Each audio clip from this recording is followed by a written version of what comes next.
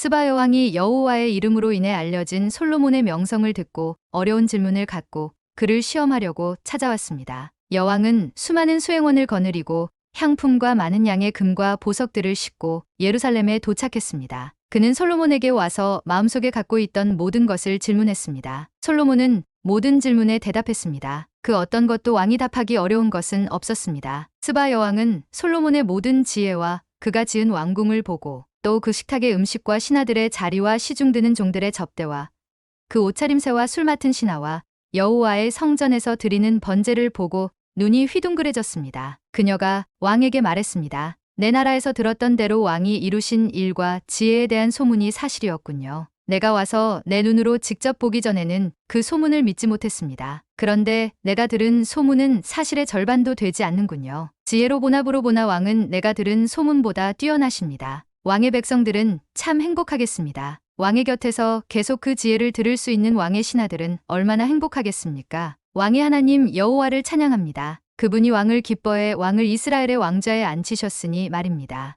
여호와께서 이스라엘을 영원히 사랑하셔서 당신을 왕으로 삼아 공평과 의를 지속하게 하신 것입니다. 여왕은 왕에게 금 120달란트와 많은 양의 향품과 보석들을 선물했습니다. 그 후로는 스바 여왕이 솔로몬 왕에게 선물한 만큼 많은 향품이 들어온 적이 없습니다. 오빌에서 금을 가져온 히람의 배들은 또 거기서 백단목과 보석을 많이 운반해 왔는데 왕은 그 백단목을 사용해 여호와의 성전과 왕궁의 계단을 만들었고 노래하는 사람들을 위해 하프와 비파를 만들었습니다. 그 후로 그렇게 많은 백단목이 들어온 적이 없었고 오늘까지 본 적도 없습니다. 솔로몬 왕은 스바 여왕에게 왕의 관례에 따라 선물한 것 외에도 여왕이 원하고 구하는 것을 모두 주었습니다. 그 후 여왕은 그곳을 떠나 수행원들과 함께 자기 나라로 돌아갔습니다. 솔로몬이 해마다 거둬들이는 금의 무게는 666달란트였고 그 밖의 상인들과 무역업자들의 조곡물과 모든 아랍 왕들과 그 통치자들에게서도 거둬들였습니다. 솔로몬 왕은 금을 두드려 큰 방패 200개를 만들었는데